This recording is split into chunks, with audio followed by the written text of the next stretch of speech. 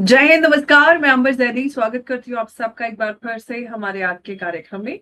दोस्तों, क्या दुनिया अब एक और ग्लोबल फाइनेंशियल अर्थक्वेक के बिल्कुल किनारे पर आकर खड़ी है। सोचिए, दुनिया का टोटल डेट अब $350 ट्रिलियन के रिकॉर्ड लेवल तक पहुंच चुका है।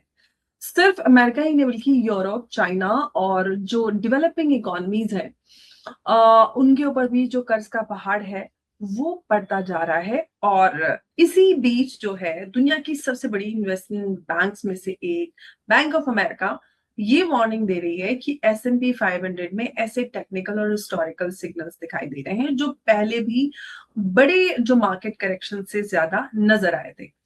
कुछ स्ट्रेटेजिस्ट का मानना है कि मार्केट में एक्सेसिव ऑप्टिमिज्म और ओवर वैल्यूएशन का रिस्क जो है उसको इग्नोर किया जा रहा है। तो सवाल ये है कि वॉल स्ट्रीट का सिर्फ यहाँ पर बात नहीं है, सवाल हर उस आदमी का है जिसका पैसा mutual funds, SIP, pension funds या फिर स्टॉक मार्केट में लगा हुआ है।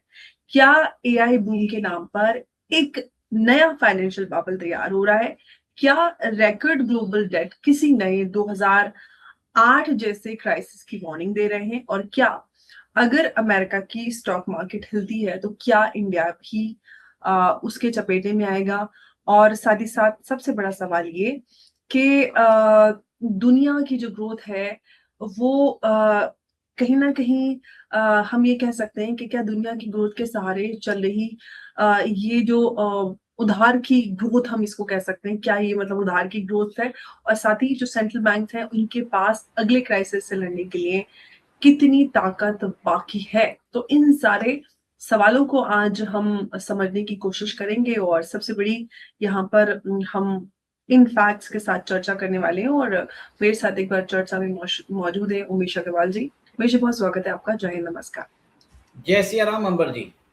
जय श्री राम। उमेश जी, क्या दुनिया की जो इकोनॉमी है उसकी अगली अगली जो ग्रोथ है, हमें ये कहना चाहिए कि क्या मतलब असली है, उधार की ऑक्सीजन पर चल रही है? कैसे मतलब जो फैक्ट्स और स्टेटिस्टिक्स सामने है उससे तो कुछ और ही नजर आ रहा है। अंबर जी, सबसे बड़ी एक तरह से आपको मालूम ही होगा कि दुनिया भर के अंदर अभी हम्म। एआई बूम आ रहा है। एआई बूम के कारण एक तरह से अभी स्पेसएक्स का वैल्यूएशन आया था। उन्होंने मार्केट से कम 85 बिलियन डॉलर्स उन्होंने इश्यू के थ्रू उठाए थे और 25 से 26 बिलियन डॉलर उन्होंने बॉन्ड से उठाए थे। तो और अभी उनकी मार्केट कैपिटलाइजेशन अराउंड 2.5 से 3 ट्रिलियन डॉलर के आसपास है। सबसे बड़ी बात है कि ओपन एआई और एंथ्रोपिक वो भी एक तरह से अभी अपना पब्लिक इशू लेके आने के लिए तैयार है। ये जो हम्म। वैल्यूएशंस है ये बहुत ज़रूरी है और इसके लिए आप देखिए दुनिया भर हम्म। के अंदर जो सिग्नल्स आ रहे हैं।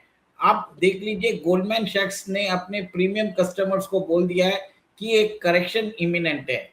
वॉरेन बफे जो है 400 बिलियन डॉलर के कैश रिजर्व्स पे बैठे हैं। सबसे बड़ी बात है कि अब बैंक ऑफ अमेरिका ने बोल दिया है कि 3 वेव ऑफ करेक्शन होने वाला है। मतलब जो करेक्शन होगा वो एक साथ नहीं होगा, कम से कम 3 लेयर में हो सकता है, वैसा वो एक तरह से बता रहे हैं।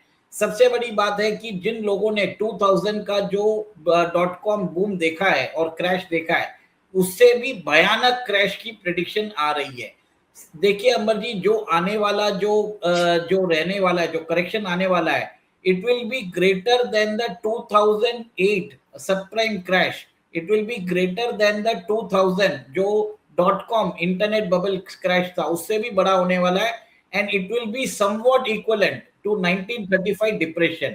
देखिए, जैसे आपने बताया कि ग्लोबल जीडीपी कितने की है, 353 ट्रिलियन डॉलर की है। ग्लोबल डेब्ट कितने का है, 100 ग्लोबल डेब्ट जो है 353 ट्रिलियन डॉलर्स का है।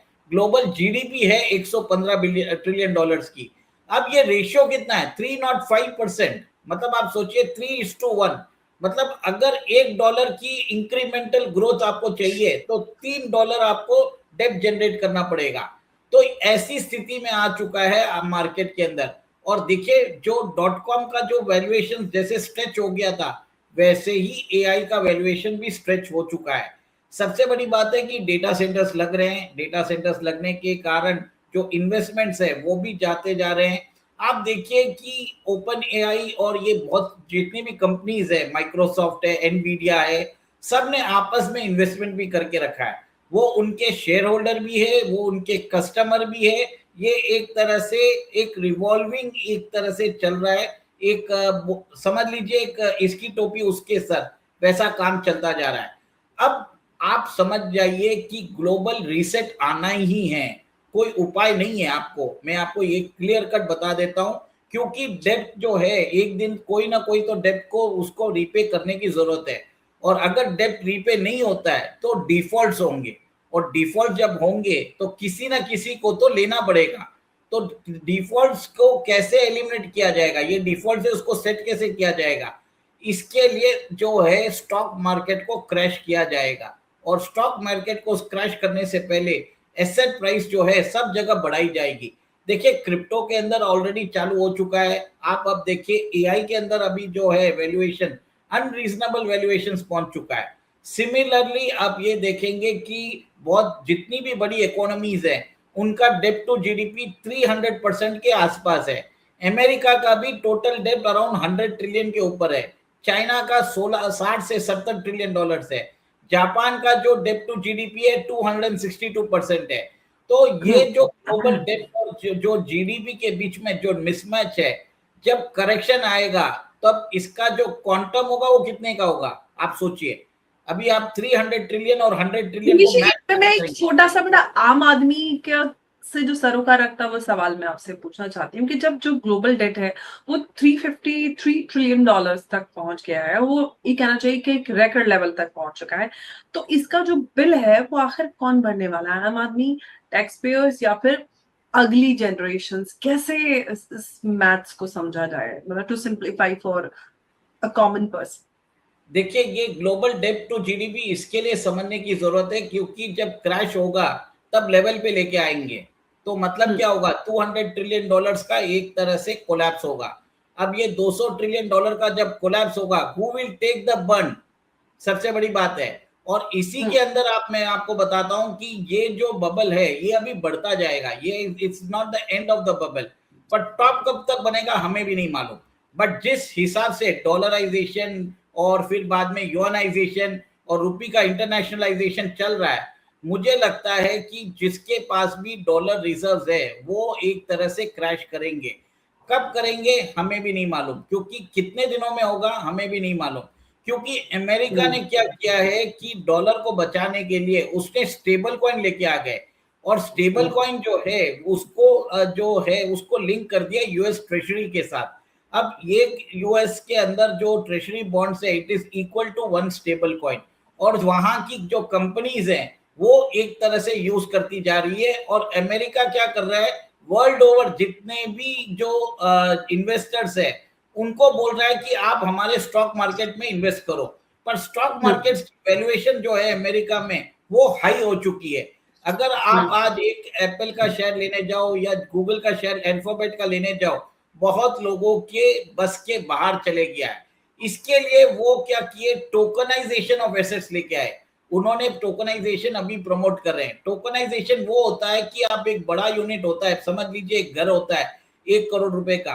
अब कोई भी आदमी 1 करोड़ नहीं 1 करोड़ देके नहीं खरीद सकता, पर उसको अगर 100 यूनिट में बांट दिया जाए और एक यूनिट 1 लाख रुपए की होती रहे तो उसके अंदर ट्रेडिंग हो जाता है। अब अमेरिका ने वहां पर ट्रेडिंग चालू कर दिया है टोकनाइजेशन रख के, और टोकनाइजेशन का भी जो मार्केट है 10 बिलियन डॉलर का है, और ये जो है 0.01% के हिसाब से है। अंबर जी, अमेरिका चाहता है कि इसके अंदर 4% तक पहुंचा जाए। जब इसके अंदर जब 4% पहुंच जाएगा तो total market capitalisation of tokenisation will be 6.7 to 7 trillion dollars. मतलब वर्ल्ड ओवर वो सारे जो कंट्रीज है, जो इन्वेस्टर्स है, उनको बोल रहा है कि अमेरिका में इन्वेस्ट करो, अमेरिका के अंदर आप टोकनाइजेशन करके आप खरीदो। मतलब आप एप्पल के शेयर नहीं ले सकते हो 1 यूनिट के, तो आप 0.1 यूनिट लेके रख लो। तो अमेरिका फ्रैक्शनल जो ओनरशिप है उसको प्रमोट कर रहा है, और लोगों को जैसे अभी पहले कंट्रीज जो पैसा देते थे यूएस ट्रेजरी बॉन्ड में लगाते थे, वैसा ही अभी इन्वेस्टर्स लेके आएंगे, तो इसको बढ़ावा दिया जाएगा। और अभी देखिए जो सिस्टम है जिसके अंदर आप देख रहे हैं कि क्रिप्टो है, उसको धीरे धीरे खत्म किया जा रहा है और सेंट्रल बैंक डिजिटल करेंसी को भी प्रमोट किया जा रहा है। अब ये स्टेबल तभी प्रमोट हो सकता है जब यूएस के अंदर यूएस का एक तरह से सीबीडीसी निकले, तो अमेरिका आगे इसको बढ़ा रहा है और ये एक तरह से वर्ल्ड वाइड कोलैप्स के थ्रू बढ़ रहे हैं। मैंने बहुत पहले बोल रहा था कि जी जी उमेश जी, हम इस पर कई बार चर्चा कर चुके हैं, लेकिन मैं अभी जो बैंक ऑफ अमेरिका की जो वार्निंग है, बैंक ऑफ अमेरिका अगर S&P 500 में ये वार्निंग सिग्नल दे रहा है, तो क्या जो इन्वेस्टर्स हैं वो एआई और हाइप का जो नशा है उसमें मतलब वो जो रिस्क है उसको इग्नोर कर रहे हैं? देखिए ये एक ऐसा नशा है कि द फोमो फैक्टर है, फियर ऑफ मिसिंग आउट। अब लोग क्या है जो उन्होंने मिस कर दिया उनको लगता है हमें भी चाहिए, तो ये एक तरह से फोमो फैक्टर क्रिएट करके अमेरिका के अंदर और बाकी देशों के अंदर लोगों को उकसाया जा रहा है कि आप अमेरिकन स्टॉक मार्केट के अंदर इन्वेस्ट करिए। एआई का वैल्यूएशन अनरीजनेबली हाई है Ambar ji. This is a call for disaster. आप देखिए कि एक कंपनी जो है टेस्ला या स्पेसएक्स, वो सिर्फ इलॉन मस्क के ऊपर डिपेंडेंट है। अगर कल इलॉन मस्क को कुछ हो जाता है, क्या उसको वो वैल्यूएशन मिलेगी? कितना बड़ा इनहेरेंट रिस्क है। वैसा ही एक बबल क्रिएट किया जा रहा है एवरीवेयर और इसके अंदर मतलब ये समझ लीजिए इस जो ये जो खेल खेला जा रहा है, इसके अंदर सारी सेंट्रल बैंक सब लोग इन्वॉल्व हैं, क्योंकि everybody wants to write off the debts. China भी अपना डेब्ट है वो राइट ऑफ करना चाहता है, अमेरिका भी राइट ऑफ करना चाहता है, एवरीबडी इज वर्किंग टुगेदर। अब वो क्या कर रहे हैं, लोगों को बोल रहे हैं कि आप अपनी सेविंग्स निकालिए और आप इसको स्टॉक मार्केट में लगाइए या इसको टोकनाइजेशन करिए। इसके लिए बार बार मैं हमेशा बोलता था कि कभी भी जो है ईटीएफ में इन्वेस्ट मत करो, फिजिकल गोल्ड लो या फिजिकल सिल्वर लो, जो आपके पोसेशन में है वो ही इम्पोर्टेंट है। और अभी जो गवर्नमेंट जो गोल्ड मोनेटाइजेशन स्कीम लेके आ रही है, मेरा मानना है कि मैं तो उसके अंदर इन्वेस्ट नहीं करूंगा, क्योंकि एनीथिंग जो गवर्नमेंट लेके आती है ये सब स्कीम, इसमें कोई मतलब नहीं है। अल्टीमेटली आप ये देखिए कि गवर्नमेंट क्या है, अपना शॉर्ट टर्म जो बोरोइंग्स है, जो बाहर का जो डेब्ट है, वो खत्म करके इंटरनल डेब्ट बढ़ा रही है। अल्टीमेटली वो बोरो तो किसी से कर ही रही है ना, अभी एक्सटर्नल ना होके ये इंटरनल होगा। तो ये मेरा मानना है कि जो लोग हैं वो अपना जो गोल्ड है गवर्नमेंट की गोल्ड मोनेटाइजेशन में नहीं डाले तो बढ़िया रहेगा। एज अ इन्वेस्टर मैं बोल रहा हूँ, मैं अपनी राय दे रहा हूँ। अगर किसी को करना है तो कर सकता है, क्योंकि खाली गोल्ड आपके पास कोई इंटरेस्ट नहीं देगा। अगर आपके पास 100 ग्राम गोल्ड है, उसके ऊपर आपको इंटरेस्ट नहीं मिलेगा। अगर गोल्ड मोनेटाइजेशन स्कीम में आपको इंटरेस्ट मिलता है और आपको अगर करना है तो आप कर सकते हैं, पर मैं नहीं करूंगा, ये मेरी राय है, ये मैं आपको ये बता रहा हूँ। ओके उमेश जी, अगर अमेरिका के जो मार्केट है वो 20 से 30% करेक्ट होता है, तो क्या जो भारतीय मार्केट है, इंडियन स्टॉक मार्केट, वो वाकई डीकपल रह पाएगा? देखिए जब व्हेन अमेरिका स्नीजेस, जो बोलते हैं बुखार, सब लोगों को चढ़ जाता है। अब यहाँ पे आप बोल रहे हो अमेरिका को टाइफाइड लगेगा तो भारत मार्केट कैसे बचेगा, बताइए। सबसे बड़ी बात आपको ये बता देता हूँ कि इंडियन मार्केट पिछले 2 साल से बढ़ा ही नहीं है। पूरा जो पैसा है अमेरिकन स्टॉक मार्केट में गया है। और आप ये भी देखिए कि जब इंटरेस्ट रेट्स अभी बढ़ाने की बात हो रही है और इंटरेस्ट रेट्स अगर बढ़ते हैं तो शॉर्ट टर्म में जो FIIs है वो इंडियन मार्केट में वो बेचेंगे और वो यूएस के शॉर्ट टर्म ट्रेजरी बॉन्ड्स में इन्वेस्ट करेंगे। आपको 5 से 5.5% अगर रिस्क फ्री रिटर्न मिलता है तो कौन इंडियन मार्केट में इन्वेस्ट करेगा, आप बताइए। सेकंड, आप ये भी देखिए कि इंडियन मार्केट में अभी भी जो है शॉर्ट टर्म कैपिटल गेन्स और लॉन्ग टर्म कैपिटल गेन्स लगा के रखा है। इन्वेस्टर्स को कोई भी एक तरह से गवर्नमेंट चाहती नहीं है कि स्टॉक मार्केट बढ़े भारत के अंदर। उन्होंने पॉलिसीज ऐसे डिजाइन करके रखे हैं कि वो जो जिसके द्वारा इन्वेस्टर्स को 2 साल में कोई भी फायदा नहीं मिला है। और निर्मला सीतारामन ने टैक्स बढ़ा दिया। टैक्स बढ़ाने के बाद मेरे हिसाब से जितने लोगों को मैं जानता हूं, उन्होंने टैक्स बढ़ाने से पहले जो टैक्स भरा था और 2 साल के अंदर बहुत लोगों ने टैक्स ही नहीं भरा है, क्योंकि गेन हुआ ही नहीं है, नुकसान हो रहा है लोगों को। और कितने दिन, और इंडियन स्टॉक मार्केट को अभी संभाल के रखा है हमारे म्यूचुअल फंड इन्वेस्टर्स ने। वो सिर्फ एसआईपी करते जा रहे हैं। अभी देखिए बहुत जैसे अभी एडवर्टाइजमेंट आता है सिटीजन बनी है, तो वैसे जो एडवर्टाइजमेंट्स है उसके द्वारा इंडियन मार्केट को होल्ड किया जा रहा है। सबसे बड़ी बात है, मैं आपको एक चीज बता देता हूं कि जो खतरा है ग्लोबल मार्केट्स पे वो बना हुआ है और आगे भी जाके बना हुआ रहेगा। और जब करेक्शन होगा, द ग्रेट फाइनेंशियल रीसेट की बात कर रहा हूं, तब उस दिन मार्केट 75% टू 80% गिरेगा। जो इन्वेस्टर्स ने 2000 का क्रैश देखा है उनको याद होगा कि उस समय क्या था ब्रूटल क्रैश, वैसा ही क्रैश होगा, क्योंकि the next crash will be the AI and crypto crash. First जो अमेरिका में ओरिजिनेट होगा, सेकेंड होगा ये सबप्राइम क्राइसिस चाइना का, थर्ड ये एक चीज आप देखेंगे कि ग्लोबल वैल्यूएशन, डेब्ट को भी खत्म करना है, और डेब्ट को जब खत्म करना है तो डॉलर की सुप्रीमेसी भी खत्म होगी, एक नया फाइनेंशियल आर्किटेक्चर आएगा। और नए फाइनेंशियल आर्किटेक्चर के अंदर बास्केट ऑफ करेंसीज के बदले एक नई करेंसी आएगी, जिसमें जिसके पास जितना गोल्ड है उसके हिसाब से उस प्रोपोर्शन में उसको वहां पर एक तरह से उस करेंसी को स्ट्रांग होगा। एक और एक चीज मैंने बहुत पहले बोला था कि आईएमएफ का जो है स्पेशल ड्रॉइंग राइट्स है, उसके अंदर आज की डेट में 4-5 करेंसी है, जैसे डॉलर है, यूरो, फिर बाद में यॉन, येन, और ये सब 4-5 करेंसी है। इसको भी रिकॉन्स्टिट्यूट करना पड़ेगा। इसके अंदर आपको रूबल को लेके आना पड़ेगा, रुपी को लेके आना पड़ेगा, रियाल, ब्राजीलियन रियाल को लेके आना पड़ेगा, साउथ अफ्रीका का रैंड है उसको भी लेके आना पड़ेगा। जब तक आप ये नहीं लेके आते हो, तब तक ये नहीं करोगे, तब तक आपको प्रॉब्लम आएगा। क्योंकि आईएमएफ का जो आर्किटेक्चर है, जैसे स्विफ्ट नेटवर्क है और जैसे उनका बास्केट ऑफ करेंसीज के अंदर जो प्रोपोर्शन है वो एक तरह से कम करना पड़ेगा। और आज की डेट में अमेरिकन डॉलर को 41% वेटेज मिलता है, वो सब चेंज होने की। जी, एक बात बताइए, आम लोगों के लिए मैं एक सवाल पूछना चाहती हूँ कि क्या जो म्यूचुअल फंड और एसआईपी इन्वेस्टर्स हैं उनको भी जो ग्लोबल रिस्क है वो समझने की जरूरत है, या फिर ये जो कह दिया जाता है कि लॉन्ग टर्म में सब ठीक हो जाएगा, ये मतलब काफी है? देखिए, मेरा ये मानना है कि भारत की सरकार जिस हिसाब से काम कर रही है, ग्लोबल रिस्क को मैनेज करने के लिए कर रही है।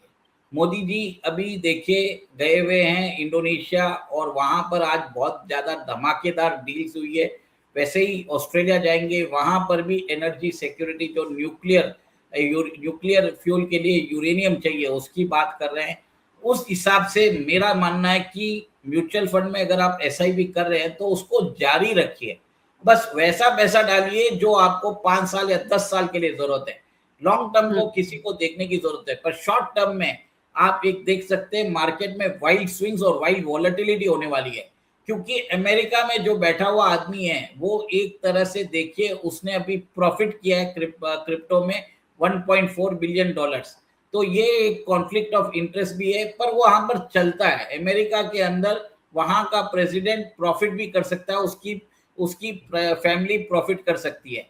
वैसा वहां पर कोई एक तरह से रूल नहीं है वहां पर कि प्रेसिडेंट चाहे तो कुछ भी ट्वीट करके अपने हिसाब से ट्रेड्स, अपने जो जान पहचान वालों को ट्रेड्स करवा के फायदा पहुंचा सकता है। अंबर जी, ये तो $1.4 बिलियन डिक्लेयर किया हुआ है, अनडिक्लेयर्ड कितना प्रॉफिट किया डोनाल्ड ट्रम्प ने हमें नहीं मालूम। और इस आदमी जब तक है, हमें फाइनेंशियल मार्केट में कोई भरोसा नहीं है क्या करेगा, क्योंकि सब इवेंट ड्रिवन है। ये कुछ भी बोल देता है, कुछ भी कर देता है, इसके ऊपर भरोसा नहीं कर सकते। You can not expect good returns in the market in the near term also. हाँ, कुछ अच्छे आपके फाइनेंशियल एडवाइजर है, उनकी आप देख लीजिए। अभी बहुत सारे इश्यूज भी आ रहे हैं, जैसे आप देखिए एनएससी का इश्यू आ रहा है, फिर बाद में रिलायंस भी बहुत बड़ा इश्यू लेके आ रहा है। और देखिए, जब इतने बड़े इश्यूज आते हैं तो इसका मतलब ये होता है कि सब लोग मार्केट से पैसा उठाना चाहते हैं, अपनी कंपनीज को लिस्टिंग करना चाहते हैं। तो ये एक तरह से 2008 में सबको याद होगा रिलायंस पावर का इश्यू आया था। तो ये एक तरह से मैं सिर्फ एक तरह से वार्निंग देना चाहता हूँ कि आगे जो मार्केट है वो बहुत एक तरह से ग्रीड में आ चुका है, ओवर वैल्यूएशन जा चुका है। एक करेक्शन बनता है बिफोर वी हैव, मतलब छोटा सा करेक्शन होगा, जिसके बाद मुझे लगता है एक ऐतिहासिक बुल रन होगा, क्योंकि अल्टीमेटली यूएस के अंदर भी उनको इंटरेस्ट रेट कम करना पड़ेगा। इंटरेस्ट रेट कम करने के बाद वो एसेट प्राइसेस को इन्फ्लेट करेंगे, और 2000 या 2008 के जैसा अगर क्रैश करना है तो अभी नहीं करेंगे, पर इसको थोड़ा सा और बढ़ा के फिर बाद में ये एक तरह से क्रैश करेंगे, जिसमें पहले अभी देखिए बिटकॉइन को है धीरे धीरे समाप्त किया जा रहा है, और सेंट्रल बैंक डिजिटल करेंसी को बढ़ावा दिया जा रहा है। तो ये जी कोऑर्डिनेटेड तरीके से चल रहा है। और बिल्कुल बाद में एक तरह से आप देखेंगे कि जब ग्लोबल फाइनेंशियल रीसेट होगा उस टाइम पे ग्लोबली क्रैश होगा। और ये देखिए जनरली प्रीसीड होता है बिफोर द वॉर। विश्व युद्ध हुआ था 1938 में, ग्रेट डिप्रेशन आया था 1935 में। अब आप देख लीजिए कि ग्लोबली लोग कब प्रेडिक्ट कर रहे हैं विश्व WW3 कब होगा, और उसके हिसाब से आप गणना कर लीजिए ग्रेट फाइनेंशियल रीसेट क्या होगा।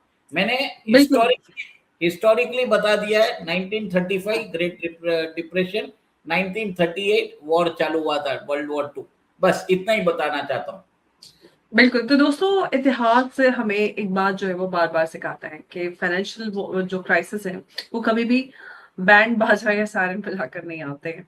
2008 से पहले भी हमने देखा है कि मार्केट्स जो हैं वो रिकॉर्ड्स पे हम उनको देख रहे थे, रिकॉर्ड बनाते हुए देख रहे थे। ऑप्टिमिज्म पीक पर था, एक्सपर्ट्स कह रहे थे कि दिस टाइम इज डिफरेंट, और आज फिर हम देख रहे हैं कि रिकॉर्ड डेड है, ओवर वैल्यूड मार्केट्स हैं, एआई यूफोरिया है, और वार्निंग सिग्नल्स भी सामने आ रहे हैं।